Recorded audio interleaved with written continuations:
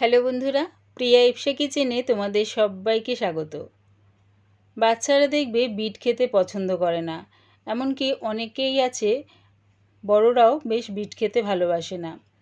তাই আজকে তোমাদের সাথে দারুণ স্বাদের বিটের পরোটা একটা রেসিপি ভিডিওর মাধ্যমে শেয়ার করলাম। রেসিপিটা ভালো লাগলে প্লিজ আমার চ্যানেলটিকে লাইক ও সাবস্ক্রাইব করে দিও। আমি একটা বিট নিয়ে নিয়েছি, বিটের খোসাটা ছাড়িয়ে ভালো করে ধুয়ে নিয়েছি। আর দেখো এরকম ছোট ছোট ছিদ্রওয়ালা একটা গ্রেটার নিয়ে নিয়েছি। বিটটাকে এই গ্রেটারটা দিয়ে গ্রেট করে নেব। তোমাদের কাছে যদি এরকম ছোট ছিদ্রওয়ালা গ্রেটার না থাকে তাহলে তোমরা মিক্সিতে পেস্ট করে নিতে পারো। দেখো বিটটা ভালো করে গ্রেট করে নিয়েছি। আর নিয়েছি দুটো আলু সেদ্ধ করে, মাঝারি সাইজের দুটো আলু সেদ্ধ করে নিয়েছি। গ্যাসটাকে হাই ফ্লেমে রেখে একটা কড়া বসিয়ে দিয়েছি। এর মধ্যে দিয়ে দিলাম 2 চামচ সর্ষের তেল। তেলটা ভালো মতন গরম হয়ে গেলে ফোড়নের জন্য দিলাম 1 চামচ মৌরি। যখন দেখবে মৌরিটা থেকে সুন্দর একটা গন্ধ বেরোচ্ছে তখন এই গ্রেট করা বিটটা ওর মধ্যে দিয়ে দিলাম। দিয়ে ভালো করে নাড়িয়ে চাড়িয়ে বিটের যে একটা জলা ভাব রয়েছে ওটা শুকিয়ে নেব।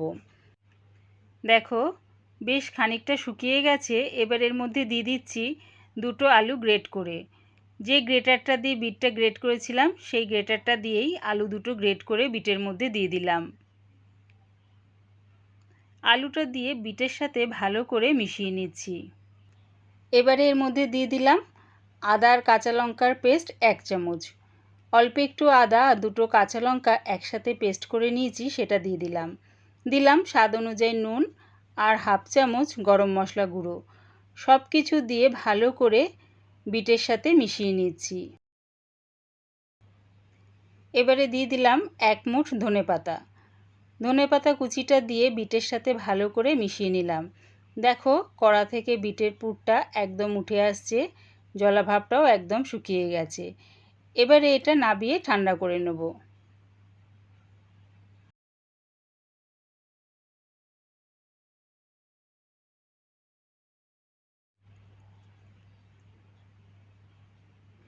একটা পাত্রে 2 কাপ আটা নিয়ে নিলাম। তোমরা চাইলে আটার বদলে ময়দা দিয়েও করতে পারো বা আটা ময়দা মিশিয়েও করতে পারো। সামান্য একটু নুন দিয়ে আটাটাকে আগে ভালো করে মিশিয়ে নিলাম। তারপরে দেখো অল্প অল্প জল দিয়ে আটাটাকে ভালো করে মেখে নিচ্ছি। একেবারে অনেকটা জল দিয়ে মেখো না, অল্প অল্প জল দিয়ে আটাটাকে ভালো করে মেখে নেব। খুব একটা বেশি পাতলাও করব না। দেখো ঠিক এই রকম শক্ত অবস্থায় আটাটা মেখে নিলাম।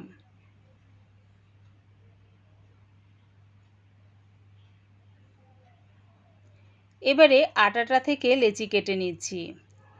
দেখো বিটের পরোটার জন্য ঠিক এরকম বড় সাইজের লেচি রাখলাম।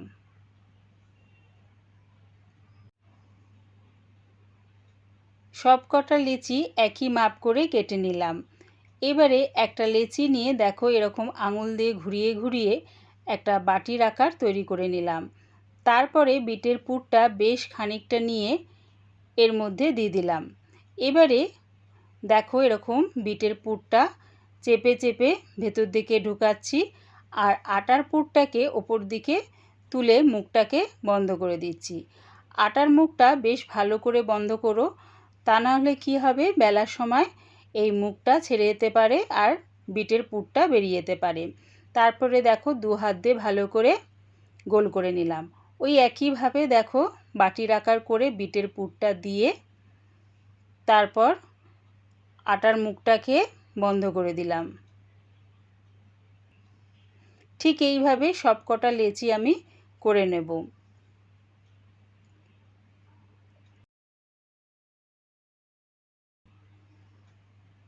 এবারে চাকি আর বেলুনের মধ্যে অল্প একটু রিফাইন তেল দিয়ে ভালো করে মাখিয়ে নিলাম।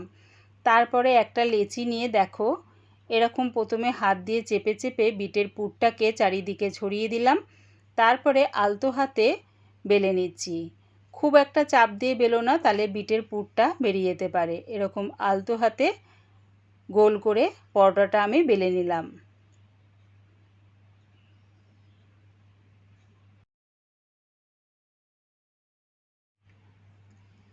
গ্যাসটাকে হাই ফ্লেমে রেখে একটা তাওয়া বসিয়ে দিয়েছি। এবারে পরোটাটা ওর মধ্যে দিয়ে দিলাম।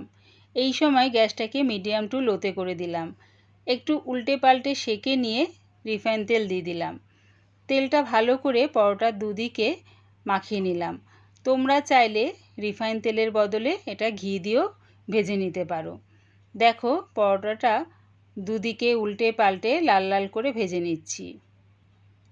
দুদিকটা ভালো করে ভাজা হয়ে গেছে, এবারে নামিয়ে নিলাম। ওই একইভাবে পরোটাটা তাওয়ার মধ্যে দিয়ে উল্টে পাল্টে একটু সেঁকে নিয়ে রিফাইন তেল দিয়ে লাল লাল করে ভেজে নামিয়ে নেব।